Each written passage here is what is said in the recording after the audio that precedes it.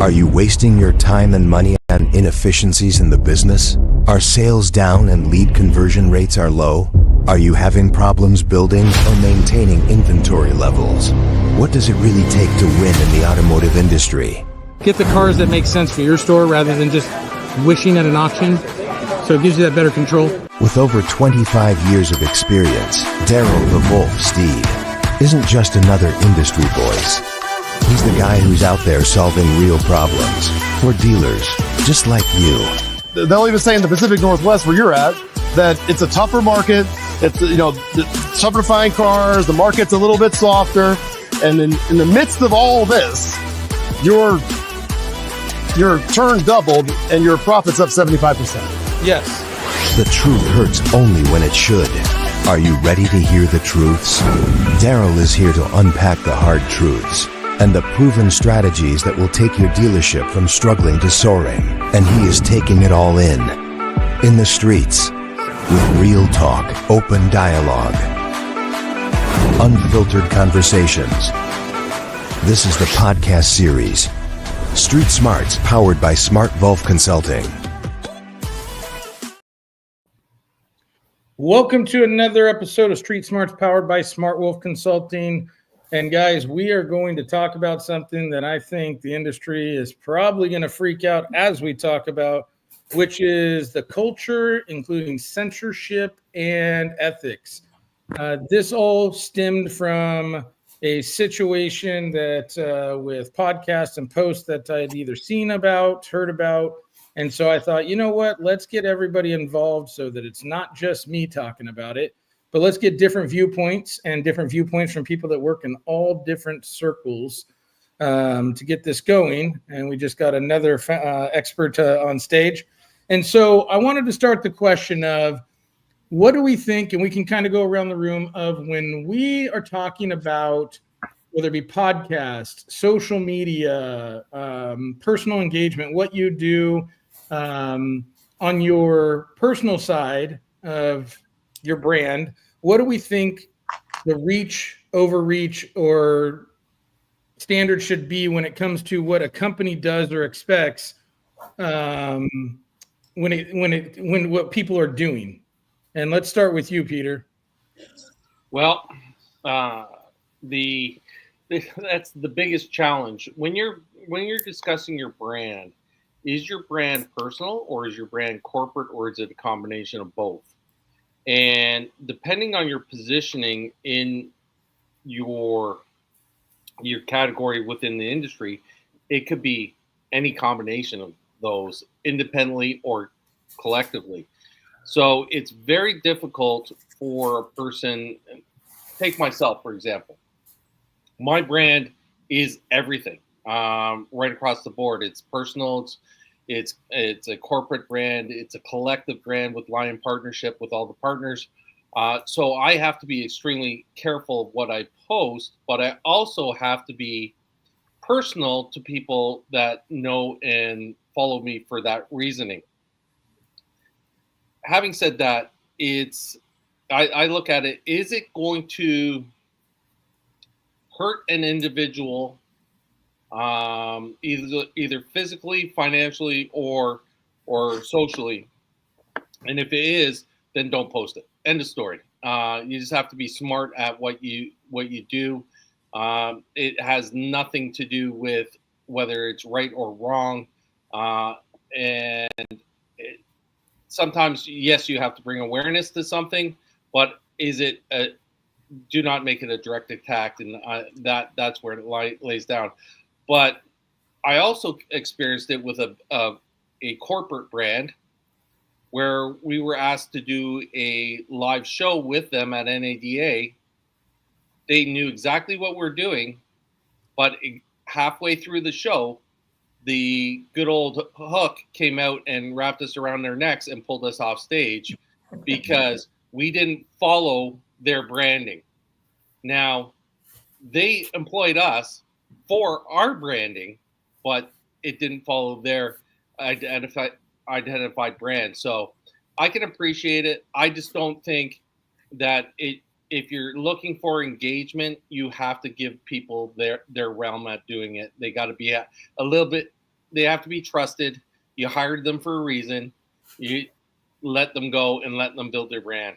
And that's the way I look at it.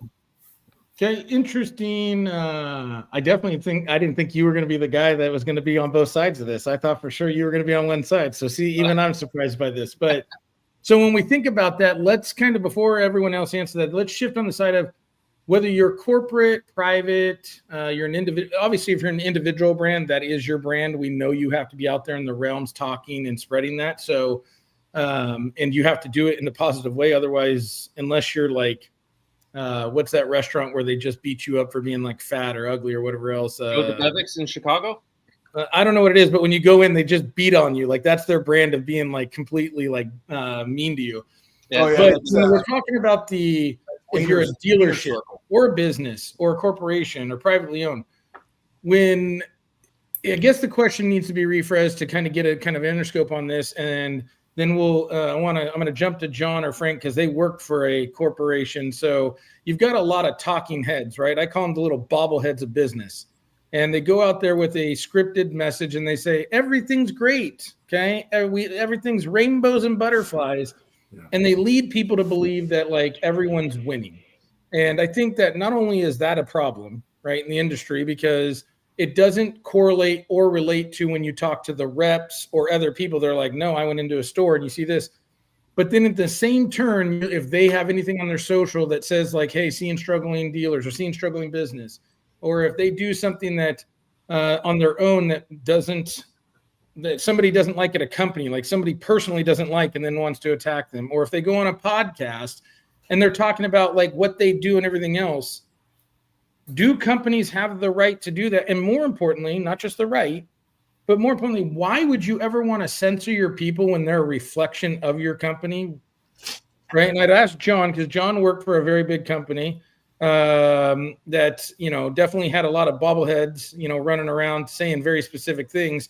But John, maybe you can give us some insight on what you do now. And then obviously when you were in that corporate hierarchy of what it looked like. Yeah. Let me just start with why I reached out to the industry to start that exposure. It was during COVID, right? I was furloughed for 3 months during COVID.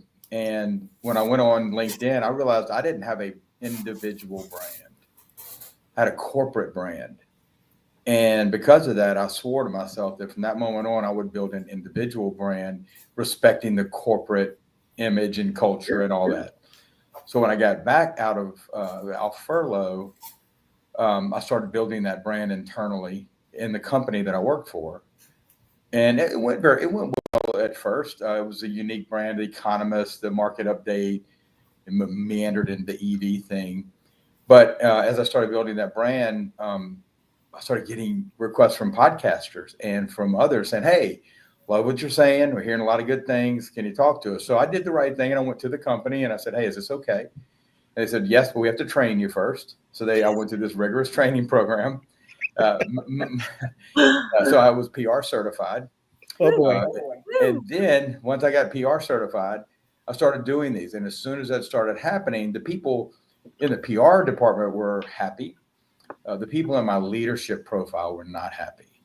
And I started getting my hand slapped quite frequently for representing myself as an industry expert when they didn't think that I was. They thought I was the job description that they gave me. And, when I have a master's degree in economics and international trade and finance, and I've been in the auto industry for 20 plus years. I had so many other things other than the job I was doing. So I was leaning on that to bring some different perspective and help my clients. And so eventually it got to be to a point where it was intolerable to some of those in my company. And I was told not to do it anymore, specifically to stop, even though I was certified to do so, that they didn't think that I should. So I moved. Didn't you go to class? Say it again. You went to class and everything. Yeah. So then it's interesting. So then I moved into EV battery solutions, another area, and started getting a lot of requests in there. And it got so unbearable that I just said, I really enjoy building my brand and reaching out to the industry, and it just is not a good fit anymore here. And so I will tell you, it's probably 90% of the reason why I decided to retire. at 55 and move on to this stage of my life because I wanted to be part of the industry in a different way, and it just wouldn't let me, and they weren't happy about it. And it's interesting you say that because I think we can I wanted to really address the censorship thing because it's something that I've now had to deal with from we'll call it one of the gorillas of the industry, which it goes more to that, right? And I'm glad that you said the way that you explained that is you were more than just the position or the title they gave you or whatever the job you were, right? And it's like you think I'm just one thing.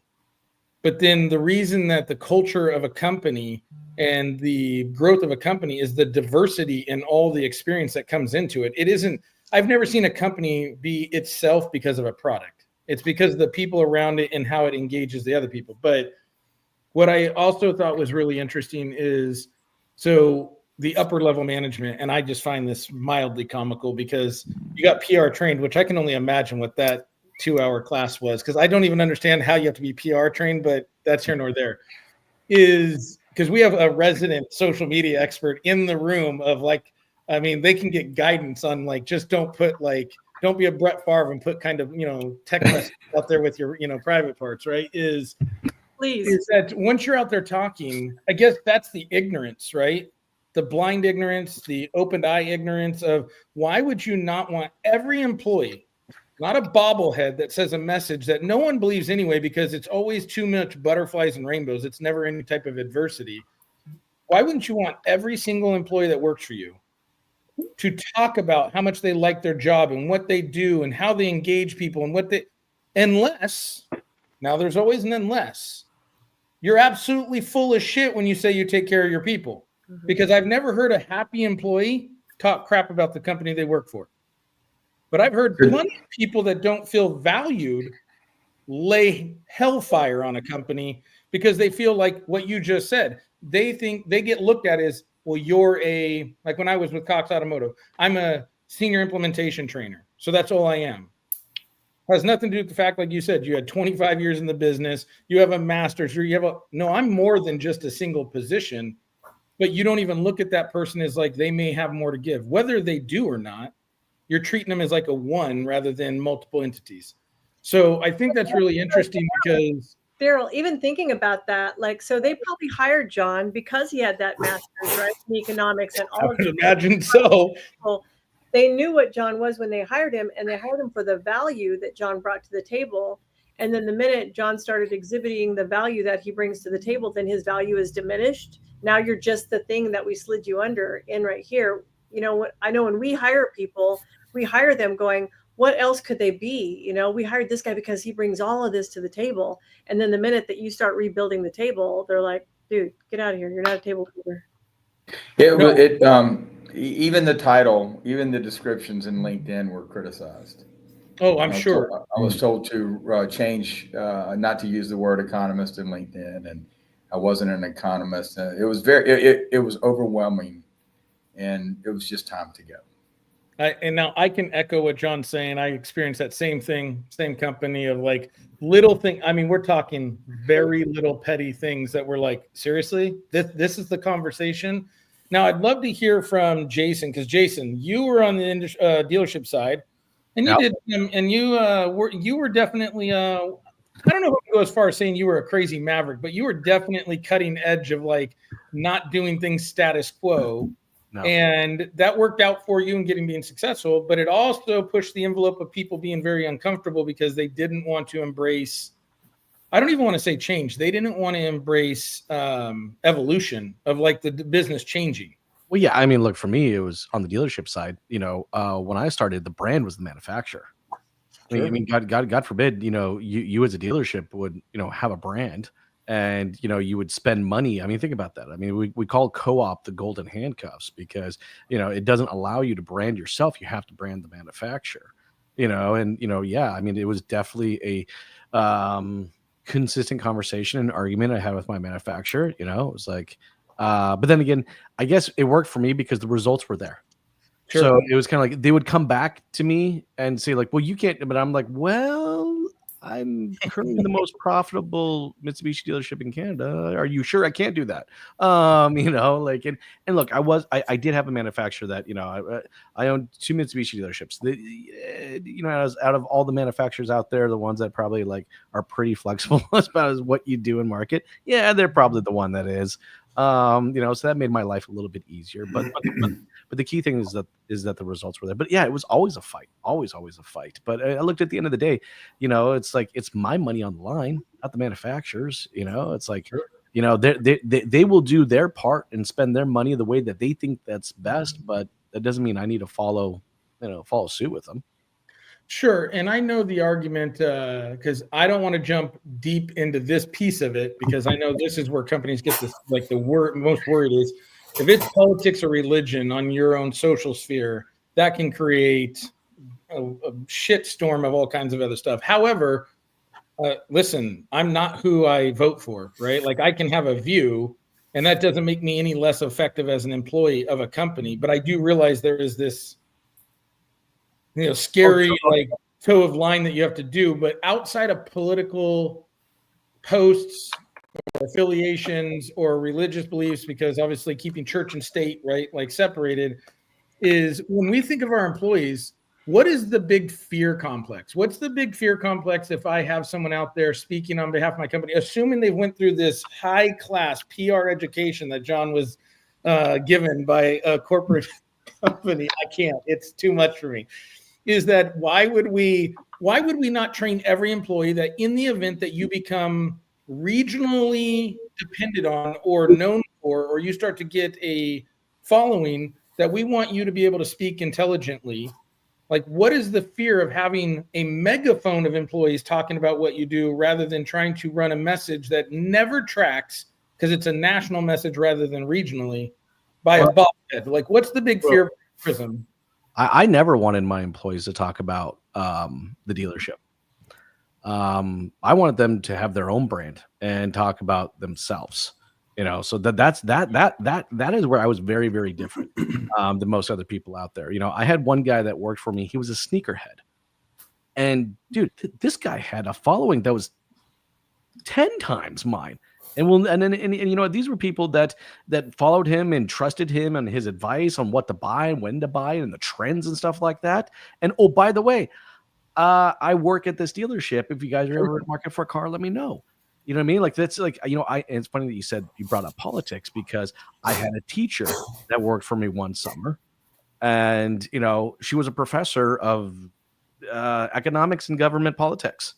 And guess what? She talked a lot socially online about this crap, but that's because that was her brand. She was educated in that. She knew this stuff. She literally taught bloody classes on it. And oh, by the way, she worked at my dealership during the summer. If you're looking for a Mitsubishi, come find me. You know what I mean? Like I think we get too caught up. I think dealers out there, think that because they work here, their brand should be like they're gonna bleed. Hell no, I'm not going to ask him for that either. In fact, actually, I'd rather support the sneaker guy and help him get to 300,000 followers. All right. And let all of his followers know that his day job is this, but my boss actually gives me time during the day to shoot these lives. Like how cool is that? Like that's, anyways, I digress. But so before I let the two people that I know are going to be able to really open this up to a whole new level of chaos, Frank, because you worked for a company, let's get real. They were, laughed at when they first came in the industry, and now they're laughing at everyone else because everyone told them their model wouldn't work. And oddly enough, and this will be interesting because I don't know how this is going to go when Frank tells us about this, but CarMax has a very transparent process. It is very out in the open. It is very it is what it is. I mean, they're in sneakers and docks and like a polo shirt. So I'm just curious, when it came to when you worked at CarMax and even off lease, companies that were very transparent about how they operated and made it, abundantly so, what does it look like from that side of it when you were over there? Is it the bobblehead that's sitting there with one message, or did they want you to build your individual brand as well as awareness to their brand of who you are bringing business to you, rather than just trying to shield and only have one single message? So good question. So early on, and this is going back to 02, 03 when I started with CarMax, you had a little more autonomy that you could go out and you could talk to other dealers, you could talk to really whomever you chose as we were trying to get our name out there. That's all well and good when we were 30, 35 stores, but as we started to grow, we started to learn some really hard lessons around the power of consistency. Not only consistency when it comes to your processes in the store, but having a consistent message that goes out there to the public. And we learned that the hard way, especially when we entered into California, when the news and the media starts to get a hold of information, they grab the wrong associate in a store. And now that wrong associate is putting the wrong message out there.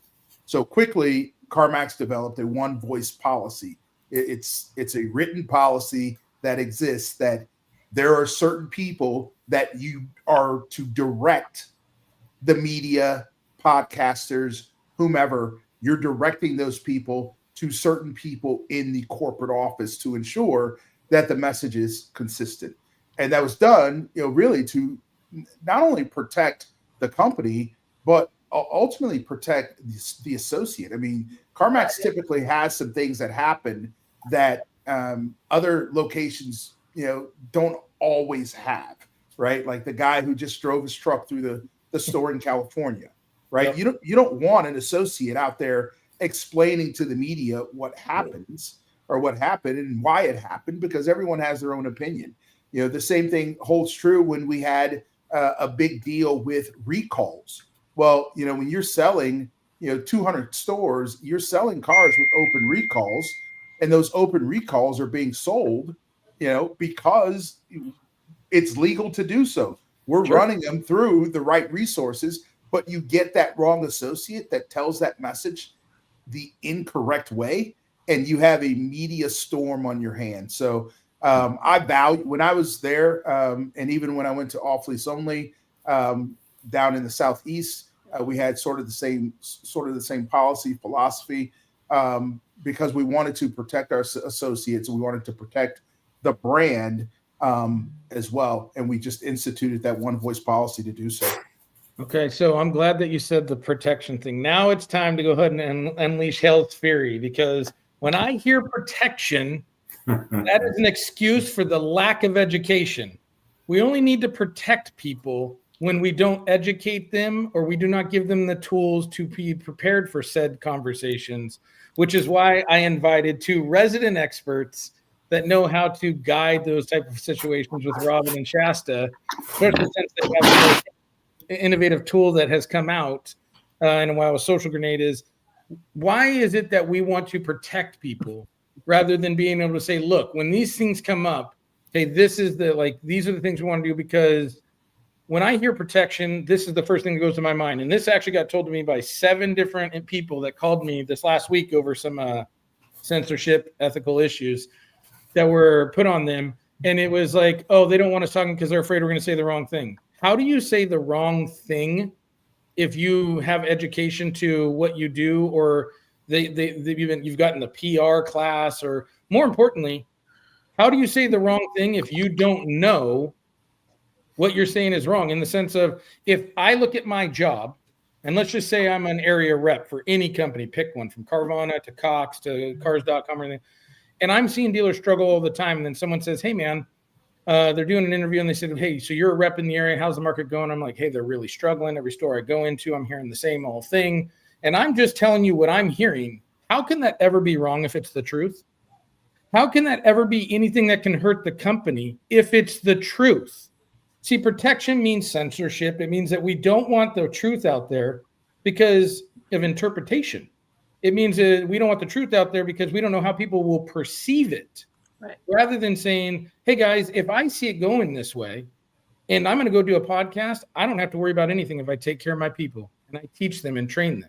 And so I'd love to hear what Robin and Shasta say about this, being that they have Social Grenade. They deal with BDCs all the time. And then we get a female perspective, because we're all guys, and let's get real. Behind every great guy is a better woman. So we might as well go ahead and let them get in the stage. and tell us, why are so many people afraid of the social engagement, the podcast, and everyone else having a voice? Is it because of lack of training? Is it because the company doesn't hire right? So they hire the wrong people and then don't know how to deal with that? Tell me what you guys think. So sanitized social, which is what John is talking about, right? That was sanitized. They wanted everything to be sanitized before it gets put out there. Let us approve every dot and tittle before like it gets released to the public. And to be fair, I mean, most of these big companies are run by attorneys. They're not run by the people who started them anymore. They're run by attorneys, and they're afraid to make a decision without the attorney signing off on it. And what will happen? The question always comes up, right? Like, so when I talk to dealers about social and we talk about creating a brand for that salesperson, right? So we have a guy that's tattoo car guy, right? Like he's tatted up. He has a tribe of people, just like the sneakerhead, Jason, right? I've got the sneakerhead is a tribe of people, and if people let these people be authentic, and we're talking the bottom level salespeople, right? Like those are our people that are out there. But I've been in the dealership too. Like I was working in the dealership with one of our best salespeople. Like he was solid, and he got invited to be on a podcast, and the title of the podcast, I don't remember what it was exactly, but it had something to do with cockroaches, right? Like in the term that in the automotive space about people with bad credit being called cockroaches, right? And the minute that it got announced that he was going to be on that podcast, the GM literally crapped himself and like didn't talk to Josh. He comes straight to me and goes, "You have to stop this right away, blah, blah, blah, blah, blah, blah." And I'm like, and so Josh wasn't going to talk about people with bad credit being called cockroaches. He was going to talk about the fact that his dealership specializes in working with subprime buyers and blah, blah, blah, blah, blah. But the fear that was based behind Josh being on that podcast was that somebody would snip it out and they would soundbite together something that made Josh look like he was calling the clients at that dealership cockroaches, and that it could get spun. And that just comes with a lack of trust with the media, with what goes on out in editing world. And this was before AI. So I got that part of it. I understood like that part of it right there. Like it could have been, even though Josh was like, I wasn't going to talk about that. No one gave him the opportunity to even get that far because of the fear that it would get twisted like that. But then like I have this side of it too. I own a social media agency. So whenever I hire people to work for me, I do look at their social media before I bring them on board. If they have a public profile, and one of the guys that works for me, Isaac, and he's worked for me for how many years, Shasta? I think we're going on 4 or 5 years, right? But when Isaac first came to me, it was during BLM. It was during all of that. And when he came to me, like that's what it was. And his whole Facebook profile was very politicized against cops. Again, I mean, there was just a bunch of crap on there. Like it was a bunch of memes and stuff. And I was like, and I told him, I was like, Isaac, I don't care that you have this posted, but could you please make your profile private? Because I know that my dealers that work with me will go and see who this person is that they're talking to. Mm-hmm. And so I don't care what political views you have. I'm not censoring you. I'm just telling you, could you please make it private between you and your friends? Like just bring it down to that point right there. And he decided to not work for me because of that. Like he declined the job. No one's going to shut me up, blah, blah, blah. And I'm like, I'm not here to shut you up. I'm just telling you, this is the agency I run, and they will come and look at all of the people who work for me, their social as well. He ended up coming to work for me a few months later, and he's actually one of my managers. Like he runs all of my sales division. Like he has literally grown within the company. But I do look at that as well and go, who are they publicly? Because that will be a reflection on me and on my team. However, I think authenticity is what we are looking for whenever we're growing these people. And one of the things that they say all the time, that dealers tell me all the time, is what if I let them build their brand and then they leave me and go work for another dealership? And my answer is always the same. Then you have a culture problem. You have a culture problem, right? You have a problem where they're not staying for a reason. But what if I let them? How can you stop them, first of all? But what if you don't let them create a brand and they stay? And then there's just those crappy 6 car a month guys that never, ever created a tribe, a sneakerhead tribe, a tattoo tribe, a soccer mom tribe, people that were following them. You know, they have to be able to be authentic, because we don't do business with Fletcher Ford. We do business with Brian Thompson, the tattoo car guy. You know what I'm saying? We do business with that guy. We don't do business with, I don't just go into Fletcher and go, any salesperson here will do. I trust Fletcher Ford. We don't do that. Like, we have a guy. I have a guy that I buy a car from. You guys all have a guy that you deal with when you buy a vehicle, or several guys maybe, because you're in the industry like I am. And so I think that we have to let them have their authenticity. We hire them like they did John because he brought this to the table.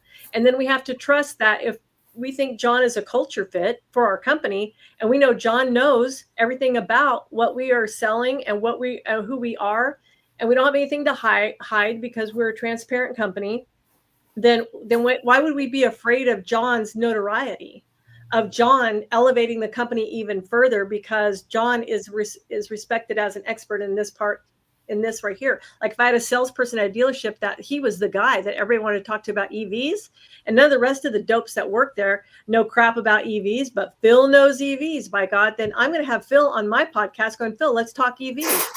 And if I'm his GM, I'm not shutting that down. I'm going, I do know Phil has gone through all the courses. Phil has done that thing.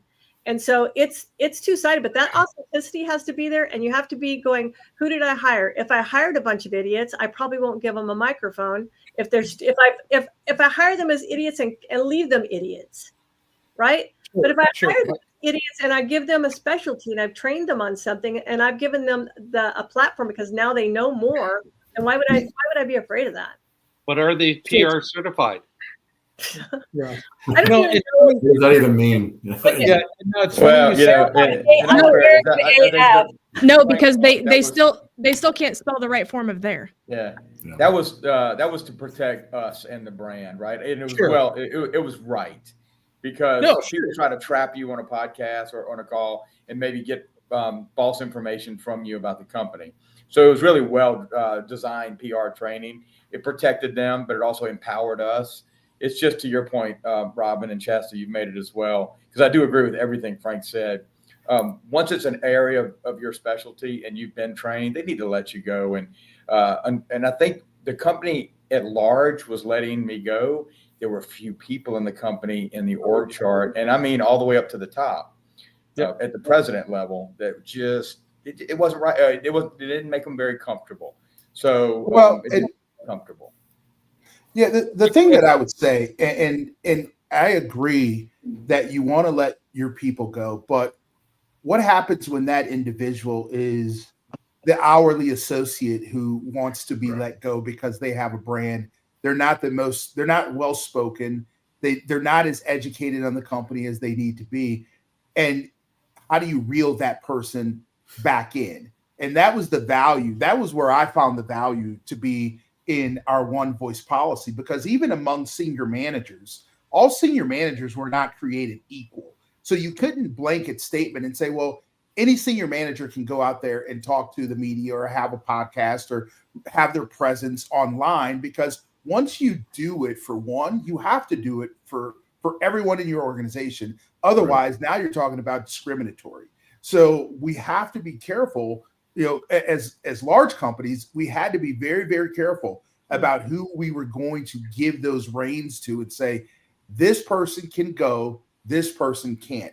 And for us, at least at CarMax and even at Off Lease Only, two larger companies, it always really was in that director level and above. And even in that director level and above, there were select individuals, because we just, again, when I say protecting the associate and protecting the company, I truly believe it is protecting the associate, because the worst thing that I can do is put an associate in a position that they are not prepared for. They don't know, they can't see those questions coming at them like a softball. And so because they don't see them coming at them nice and slow, they end up making a catastrophic mistake that not only costs them their career, but eventually costs them their reputation as well.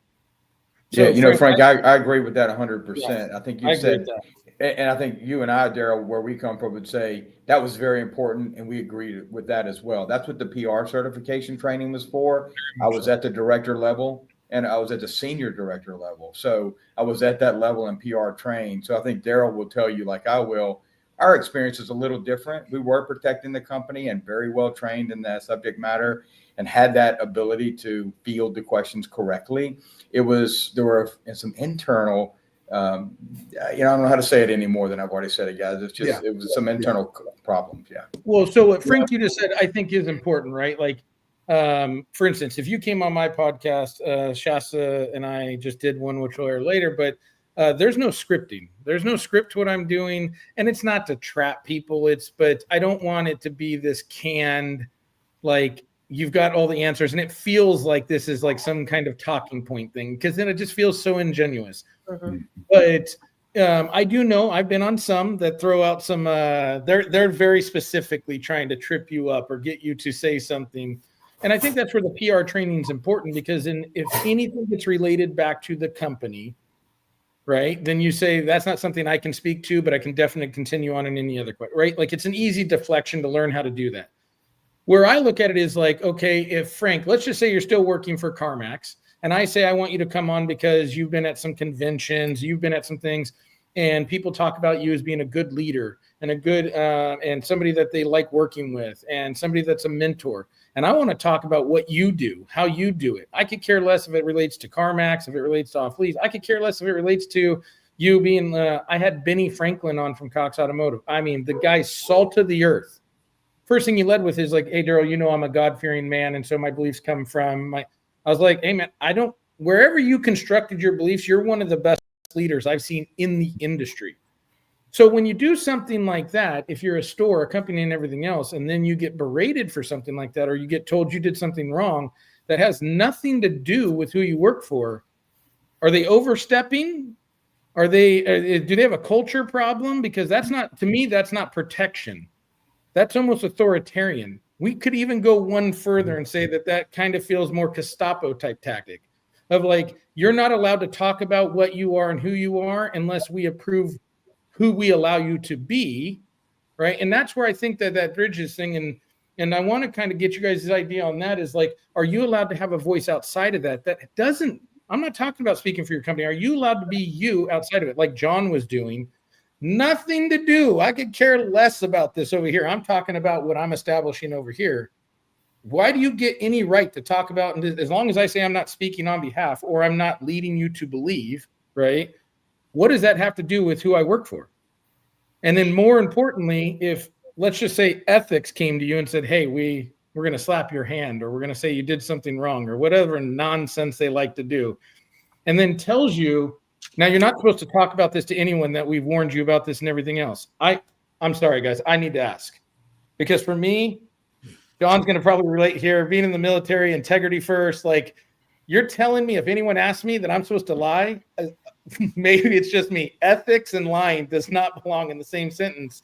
So if someone says, hey, man, what's up? Or they say, hey, John, can you be on this? And he's like, nah, I can't do it, man. Well, why not? So now he's got to make up a story because he's been told he's not supposed to talk about it. You're not only not ethical, okay, you're way past a culture problem. You have a trust problem. And so I'm just curious, why can't people be individuals and have a personal brand that has nothing associated to the brand that they work for? I think they Well, can. doesn't the I'm Go sorry. ahead. Go No, I ahead, was Jim. going to say, just real quick, doesn't the policy piece solve that? Like, if you join a company and that, when I joined CarMax, it wasn't there, but I knew as we grew, hey, we have a one voice policy. I have to make a decision at that point. Is this the place that I want to be? Knowing that, hey, we have a policy that anything that has to do with CarMax, you don't talk to the media, you don't talk to the press, you don't talk to social media, it's internal. And if you need to refer someone, here is the 800 number, here is the website that they can talk to. I have a choice to make if I want. Yeah, but I think you're missing what Daryl's trying to say. No, so that's for On the a personal level. Yeah, I never mentioned my company or my company's information. If they asked about my company and my relation to the company, I would say that's not the topic of today's conversation. I'm not allowed to talk about that. I was building my personal brand, not the brand of the company or the. Gotcha. That makes sense. Thank you for clarifying. And that should be. So that's what I'm saying is, are you allowed to have a voice outside of that? And that's why, John, I will tell you, because this isn't new to that company. Okay, they happen to be the same color as the shirt John's wearing, but is when people start building a personal brand, because I would never want to say it was a bunch of that they like the personal brand, when it's overshadowing their attention, right? It becomes a problem, right? Because he's building a brand, who knows? Could have been 10 more years there. Could have been 20. It could be 5. He's building his brand, and then it gets to what Robin was saying. Okay, now they leave, right? Because they built their personal brand. Would John have ever left? And obviously, this is a hypothetical. Would he even have thought about leaving if no one ever gave him any shit about what he was doing personally? I would argue probably not. John was doing a really good job, okay, and he was very well respected. But once you start getting picked, and you're like, you know what? There's too many opportunities out there for me to just sit there and constantly get slammed, right? And so I wonder, where do we overreach? Where are we overreaching when we have these, as Robin said, lawyers? Because that's true. I mean, lawyers are running these big businesses, big groups. Where do we overreach, and where do people need to be understood? Because to me, I think it's simple, and I may be oversimplifying it. When I hire someone, I think what Robin did is the easiest way to lock this down right from go. When you're going to hire them, part of the interview process is I'm looking at their social, like all their social, because let's get real, they're there all the time. Now, I'm not one to censor anyone. You want to have a voice, I think, but what Robin did, I think, is the ideal way to do this. Buddy, post whatever horse shit you want to post out there in the world. Go crazy. Can you just make your thing private so that if they become friends with you, they've made a choice that they don't have to see this all the time? Because if they become friends with you and you don't like what he posts, unfriend it. It ain't that hard. Okay, unfollow him. What's even funnier about that specific instance with Isaac? So she had mentioned that he was posting a lot of like anti-law enforcement stuff. So he was hired as my employee, and at the time, and my husband is a law enforcement officer. And before we even could hire him, I had the conversation of openly knowing that he is anti-law enforcement. Like, I don't want to have to deal with any any disrespect or anything like that because of who my husband is. And that's something that we have to consider too, is not just as a branding standpoint, but when people are free to be themselves on social media, you're going to run into when people get political, and it's going to cause clashes internally. And then do you get involved? Do you not get involved? If they start fighting on the middle of the work floor. And I look at this, this is a situation, and Jim, I'd love to hear from you in just a second, is that who is Candace Owens? I think that's her name. I think. She's very, very outspoken, very dynamic. Okay. And I'll leave it at that. But I remember she was on TV station. She was on social for a while, a couple years ago. And I mean, I couldn't see a reel without something with her involved. And there was an employee that worked with me at KBB. He just liked a post. He didn't follow it. He didn't share it. He didn't do anything. And the trolls from whatever department they live in were big brothering his account, saw he liked it, right? He just saw liked it. And he caught an email saying, like, we need to have a conversation with you. And I'm sitting there like, now you're going to tell me what I can like? And so I just get into this why, like, if we're going to hire people and we hire them, for instance, their background, their diversity, their thing, why are we hiring people and then telling them not to have a personal voice? I agree with everyone in saying talking on behalf of the company. I don't agree that it should be one voice. I think that leads a very bad message. It makes you less trustworthy because you're trying to protect. What are you trying to protect? But I do think everyone has to be PR trained. But Jim, I'd love to know, because you were in the industry, you've been in the industry, now you're on the, call it the vendor side, but in the wholesale market, and that you talk to a lot of dealers. What does it look like to you building a brand? And then when you talk to dealers, why are they so afraid of people having their own brand? Why they work for them? Yeah, this has been a great discussion. That's why I've kind of stayed out of it until appropriate time. But yeah, I mean, the first half of my life, adult life and career was at the corporate level at GMAC and General Motors for about 17 years. But it was prior to all the digital marketing and social media and all that.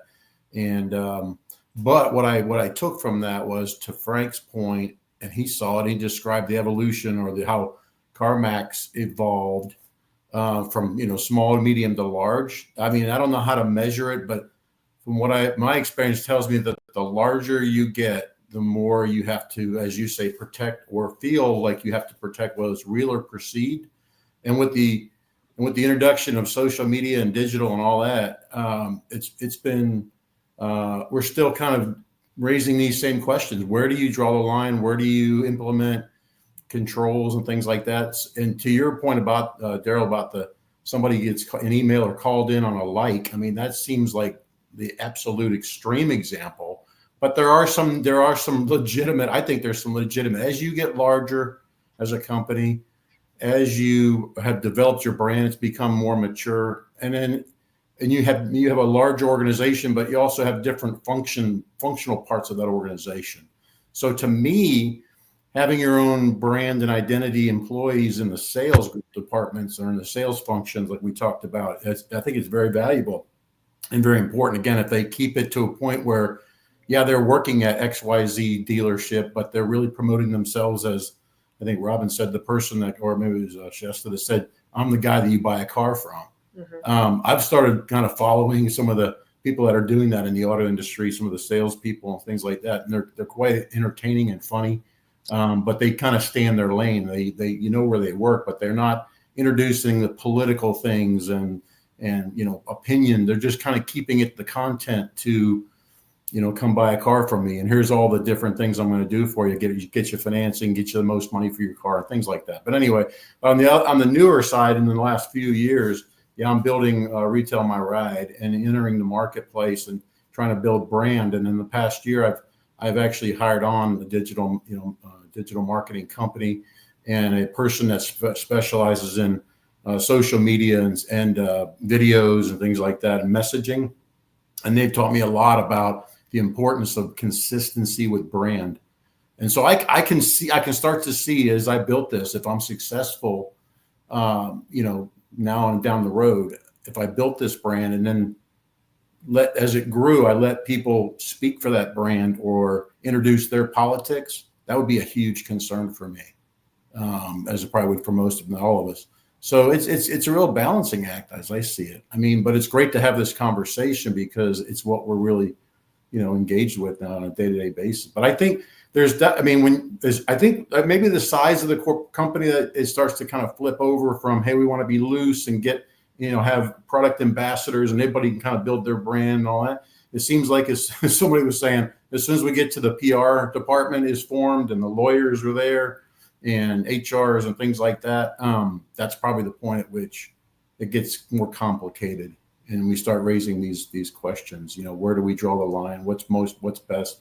The word protection, if someone, I don't know if I understood it right. Maybe it was with John, where he's saying that we're along the way, the protection was to protect the employee or the company? Because to me, I don't know that the intent is probably most likely to protect the company. They may say it's to protect the employee, but I don't believe that actually. So. Yeah, I think Frank mentioned protecting the brand and protecting the employee because they could damage their career by saying some really silly stuff. But there's a distinction between two things here, Daryl, and I think you're seeing it because I see you nodding. I was PR trained to represent the company in PR events. Yep. The other part was not having anything to do with the company, going out and doing the economic updates and other things that I didn't wear any branding. There was no company behind me, and I just spoke. That's the part they didn't like. That's all. But it bled over into, well, now we don't want you doing the company stuff anymore, right? Because they couldn't control both, so they didn't want me to do either. The branding part that I was building on my own that had nothing to do with the company was because of the experience that I had during the furloughs and COVID. We have to remember that as much as we would like to believe company is family, they're not. Companies furlough, they let people go. And if you don't protect your individual brand, but I would never dare speak about the company, its initiatives, answer questions about industry trends about the company outside of a PR approved company focus. To everybody's point here, Jim and Frank, the company's message is the company's message, and it had to stay the same. They own it, yeah, absolutely. But when I was talking about how the economy looks and how the industry trends look, that had nothing to do with the company. It was all research from data that I had personally, not company research as well, a little bit, but it was multifaceted research. And it really just, it wasn't an area of the business that they thought I should be personally branding myself in, which is okay. That's their opinion. They got a chance to do that. And so I had to make a decision, like you said, Jim, or Frank, or maybe you said, I had to choose. Was I going to stay here and just stay in this bubble, or was I going to move on? And so once I got to retirement age, for that company, that number, I wanted to move on so I could personally brand myself. But I agree. I think everybody's saying the same thing. Protect the company as they grow. You got to get more protected. But as individuals, Daryl, we should be able to go on these podcasts, right? And talk about the things that we understand and we know well to help others grow as well. I think part of the other thing is real quick. That we have is like what every one of us here is something that we don't want to say that we are, right? So we're all influencers. Sure. Right? It's the new word. That's our new word. We have all of these influencers out here in the world. And as they gain momentum and popularity and people are listening to them, then like John is an influencer. John was an influencer then, but they didn't want an influencer as part of their company, right? They did not want that influencer that wasn't representing as part of their company. And now we look at companies that are pivoting to this. They're hiring influencers now. They're paying them for 2 posts and 1 reel for you to say this about my company, right? When they had John, who was an influencer, and still, everyone knew who you were and who you represented, and it looked good because you worked for that company and you were this guy. They had that in their back pocket and should have went, oh my God, this guy's becoming an influencer. How can we help him on his journey? Because it will just help us along the way too. And I think that's the point, I thought right? you were saying a-hole. So I'm glad. Yeah, as you build up your personal brand, if that's what you so choose, not everyone chooses to do that. Hey, I've had some people building buying centers, and I say, hey, we're gonna do some videos and everything else, and it's like pulling teeth. They're like, I'm not doing no damn videos. I'm not doing any posts. So, wait a second, because I hear this a lot, and I don't understand quite what is personal brand versus a professional brand. I mean, as long as I know, there's only one of me. Exactly. I don't have an alter ego. But I think some people attempt to. Is there really a difference between? Well, I think it's like they're saying, if you're not speaking on the company, right? But like, for instance, if I were to ask, and let's just say, you know what, I'm going to use, everyone knows him, and he is probably the most rogue maverick that we all know that plays this side, both sides of the coin, is Brian Kramer. So he works for a publicly owned company. Okay, he works for Cars.com, AccuTrade, and he's been on plenty of podcasts that have nothing to do with Cars.com or AccuTrade. Okay, nothing. I mean, I've had him on. He's been on other ones. And what I like he does is that he does exactly what John's saying, whether he's been trained or not. I don't know if he went to that same classy PR class that John did, but I tried to get him on here, but I think he's in Florida again on a boat. He's at the class. He's at the class. Is that he'll sit there and talk about the industry and what he's seen, and then he'll relate it back to things that he knows works, because he's talked about other things that Cars.com doesn't have, like that you can use. That if I ask a rep and saying, hey, what are you seeing from dealers, like when you go around? Because they're on the podcast, I'm asking them what happened in their life, with their leadership, how do they lead people, and what are you seeing? Does that have something to do with the company? Are you speaking on behalf of a company when you talk about your everyday experience, when you don't mention products or anything else? Or is that, like Jason said, is that just a blend of what you do and who you are? Well, he's an ambassador. I mean, he's an ambassador for their product, but and they trust him and they know him. And I would imagine their leadership either in the beginning, encouraged it, or once they saw that he's actually helping them as a company, as a product. But that goes to saying, like with Robin and Shasta with Social Grenade, right? How many, thanks, Jason. How many people, like if you're a dealership, take out the big company, if you're a dealership, does your brand grow faster, slower, more agile, non-agile, if you have multiple people talking about how they want, like what they like to do, that they're in your business, you're treating them good, what you do? Or we'll go the other side, right? And not because I think Frank's wrong, but he used the word, or we protect our message because we want a very specific message to go out, whether it's true or not to the culture. And then people don't feel like their voice is valued. And then what ends up happening? They will end up starting to talk bad about your company because you are no longer valuing them as a valid employee. Well, so I think it just depends on, I think it depends on this. Oh, I'm sorry. I was just saying, isn't it a danger by not giving everyone a voice of some kind? I'm not saying like speaking on behalf of the company, but letting them know they can have a voice. Yeah, look, I think it depends on the size of the organization. Exactly. Because just as many people as you have that are all bought in and all about the company, no matter the size of the company, no matter how great the company is, look, CarMax, that there's no animosity between CarMax and I. It's all love. I left on great terms. And I think today, actually, I know today I saw they are 21 years running top 100 best places to work. Wow. But in that, even in every single store, there were disgruntled employees that scored those surveys a 1 or 2. Sure. Get that person in front of a mic and it's over. Yeah. So that's why I say it depends on the size, because if you're a smaller dealership, you can work with a couple of people that can handle your branding. Yeah. Now multiply that out to, some of the stores that I ran, we had 50, 60, 70 sales consultants. Well, we couldn't have 50, 60 sales consultants with their own branding. We needed them to be CarMax brand. When you come in, you're going to get the same treatment no matter what from each one of these associates.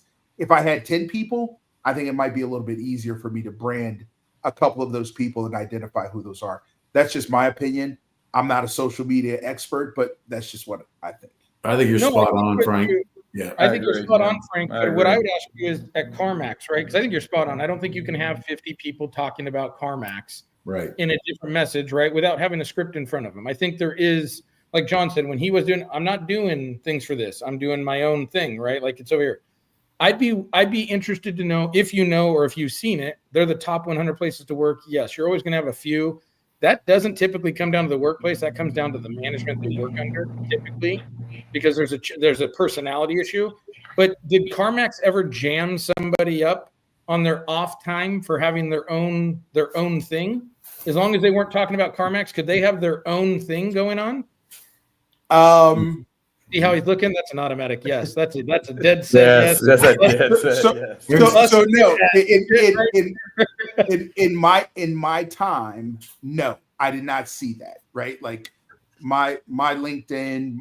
Well, I wasn't active on LinkedIn until I left Off Lease Only, but my Facebook, my Instagram, it's always been public. And what you'll probably find on there is a lot of fitness stuff because that's just what I put on there. Until recent months, actually in the last year, I've talked to colleagues still there, and they're hearing more about getting flack about social media and what's out there because people know them and they represent CarMax, and there's a certain image that a CarMax associate has. So I think I'm glad you said I think that. recently that's become more of an issue, but it was never that way in the past. So what you just said is I think that's the real crux, right? Is they now believe as their growth has continued, right, that fine, you got to protect the shell, right? You got to protect the shield, as the NFL always says, right? So you protect the brand, and there has to be people that say whatever message you want it to be about that particular brand. But if I have my own thing, see, now they're even stepping over that line of like, you don't control me when I don't work for you. You can't, like, unless you're paying me 24/7, you can't dictate what I do when I'm not at your place of work. That's where the censorship comes in. Well, unless what Frank said was that it became in their employment policy, right? Like that was the thing, and then you signed the thing, and then you knew that this is what you can and can't do, or you don't have to work here. Sure. Yeah. No one's holding a gun to anyone's head to work at a business. Like Robin said it earlier, culture, right, Peter? Yeah. It's like it's culture and of course policy. Yeah. So yeah. I look at it in this way: is first, yes, if we do the simple math, it's 1/3, 1/3, 1/3, 1/3 at work, 1/3 of your personal time, and 1/3 you're sleeping. That's basically what we're supposed to live by. So if we take out sleeping, we're 50%, 50% at work, 50% on our personal time. With that, the engagement process that we're going to involve in the ecosystem of social is significant on who we are, what we are, and what we do. And if we do that, we have to be representative of the company. Now, first of all, before we even start at a company, you don't hire someone you don't trust, ever. So that's the first thing. So if you trust them to come to work for you, to represent your brand, to drive a vehicle that's worth hundreds of thousands of dollars, to take it off your premises and show it and return back to your premises with it being unscathed, you have to have that trust and that faith in that person to actually engage in business properly. If you don't have it, don't hire them. Now, the second part is to have the culture that says, hey, this is what we believe in. This is our mission statement. This is what our core values are. Are you aligned with this? Because if you're not aligned with it, don't start. Don't start with us, because this is what we're doing. And finally, if you grow to the size that you're a CarMax or a Cox or Cars.com or whatever, have that dictated policy in place that you don't have every Tom, Dick, and Harry answering the questions on the company's behalf, because they are not qualified to do it. Now, the last part I'm going to add to that is when you have someone that you've hired, and you can hire a John Ellis who is specifically hired to do a certain task, but is overqualified in many other aspects of that task, you cannot withhold that person from his growth. And that is something that is a big challenge to a lot of companies, because they don't go by the Richard Branson model, is hire someone smarter than you are. And that is the biggest challenge in our industry. We don't hire people that are smarter than us. We hire people that we can control. And that is the downfall of our industry. We are the most, I like to say it, we're the dumbest industry in the world that controls the biggest chunk of economy in the world. And it's, we try to suppress everybody. We try to control everybody. We work on a 30-day career, and it is absolutely insanity what we do. And I've been preaching this for the last year. Stop the madness. Stop it. Well, and I think that's interesting, Peter, because when you think about it, right, and to kind of give back what you're saying is, so we know, and we saw it all at NADA. John's talked about it, because I love his analogy. Actually, I stole it twice, John, is that we can't score the touchdown without running the play. I love it. It's so fantastic. But and I have, which Robin created for me, like, break the status quo on my thing is, we've done these things. We've done how we want people to act, and we've done what we want them to say, and they can't have their own personal growth, and they can't do this. And it's the same stupid shit we've done for 20 years now. And just like the business of the same stupid shit for 50 years. And at what point do we say, guys, it's enough, and we want to be part of the change or part of the evolution, or we just go like this? Well, we don't know how to manage it, train it, or measure it, so we're going to say we're going to try to control it, which, by the way, anyone that knows anything knows that you only have a sense of control. You have control of nothing. So, because it's coming at you one way or the other. But if we embrace, and I'm just going to put out one of those like, holy shit, I can't believe you said it type of moments. If we embrace, and I'm going to say a store, I'm not going to say a big corporation, because this would be like asking for a miracle. And I want to save those for me. I'm not giving them to a company. Okay, but a store, you got 30 employees. And you said, look, you want to have a personal brand and everything else, we're all for it. You're sneakerhead guy, you're the tattoo car guy, whatever it is. And actually, I've got a couple of follows from a couple different people, which I've been watching them, because it's some really weird and unique stuff. And I mean weird, but it's different, right? Is that you say, hey, as long as you're producing, right, you're here and you're not defaming Smith Motors, right? Build your brand, because I know that drives more traffic, because there's only one of you and they're going to want to come deal with you, whether it's online or in person. What would happen to a store when I give 50 megaphones out of individualization and uniqueness rather than nothing? Because we all know dealerships, when it comes to branding outside of the manufacturer, do a shitty job. I would actually say in most corporations, private companies don't do a great job, in the sense of, if your people aren't talking about what they do, where they work, and who they are, is your company that great to work for? People talk about where they work when they enjoy it. Right. And they talk about it when they don't. You know who doesn't talk about it? Everyone in between. Yes. Yeah. And so you ask yourself, like when I build buying centers, reviews and testimonials are part of the pay plan. they're not an ask. They are a demand. This is part of your pay plan.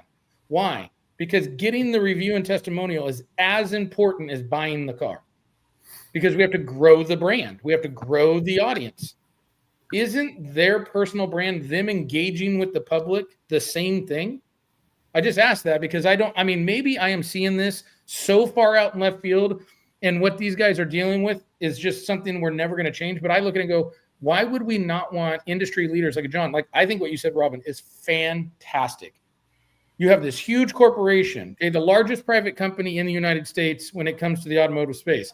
They had an influencer, and he had influence. People definitely were watching what he's doing, what he was saying, everything else, whether it was private or in public, right, in the company. And because a couple people don't like it, now this is a guy that could have actually driven tons of more opportunity because they trusted him. So as long as he's part of it, I trust it. As long as Frank trusts it, I trust it, right? But you lose it in the accumulation of talent. Haven't we all said for the last 5 years, the accumulation of salespeople is garbage? Like, it's just went down. It's like it's not there. It's just not good anymore. Well, let's ask ourselves, could this be a reason why? Daryl, I love telling stories. Ask yourself this question.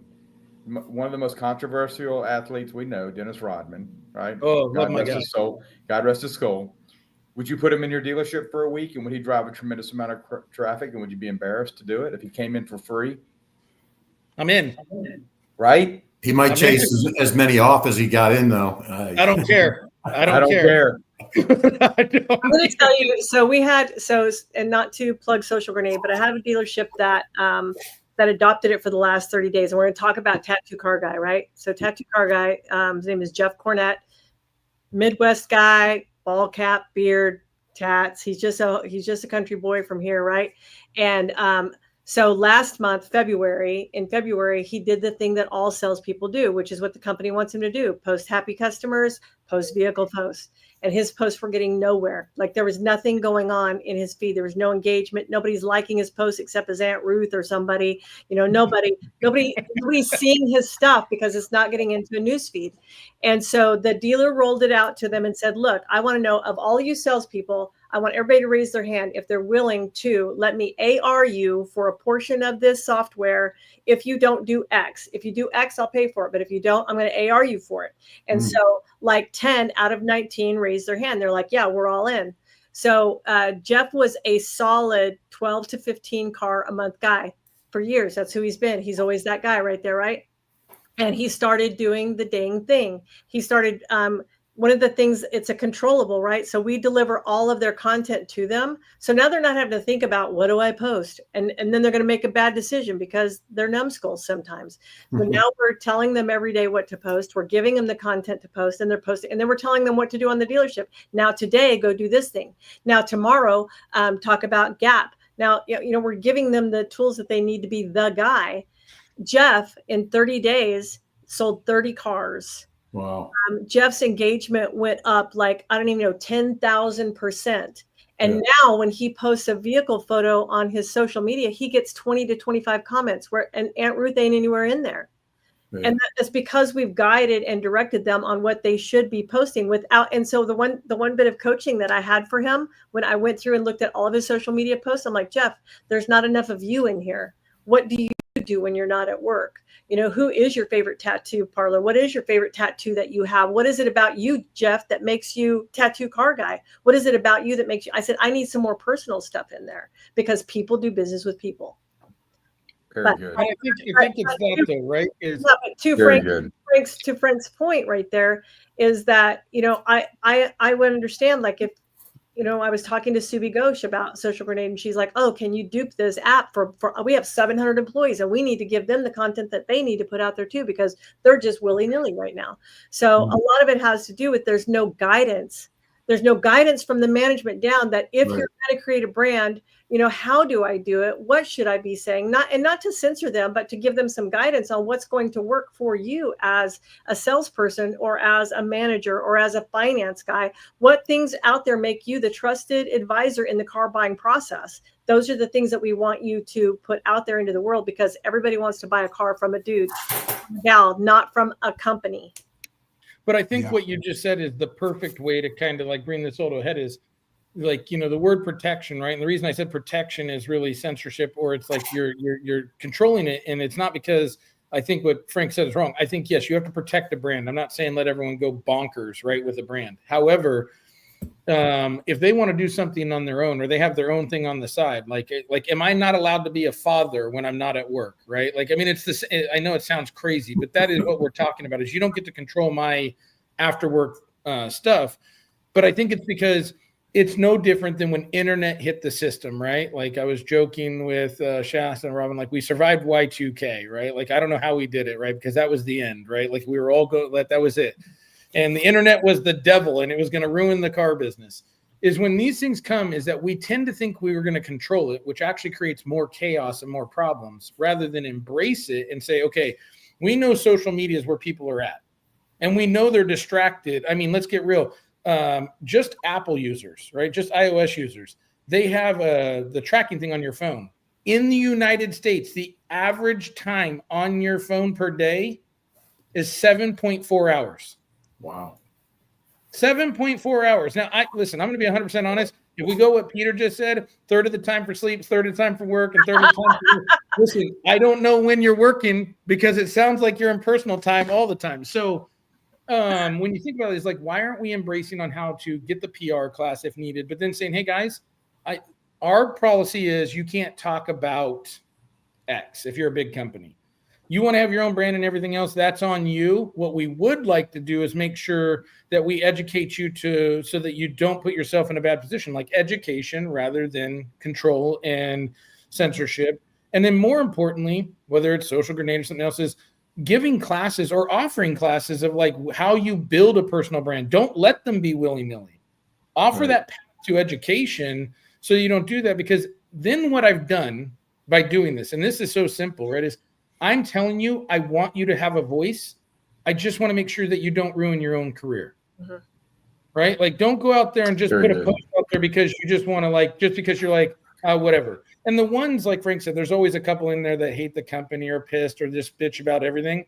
Okay, look, there's nothing I can give you. Okay, you're going to be that person regardless. So let's get real. I'm going to offer it to you, but I can't really spend time on you. But we don't even offer those services. We come with reprisal.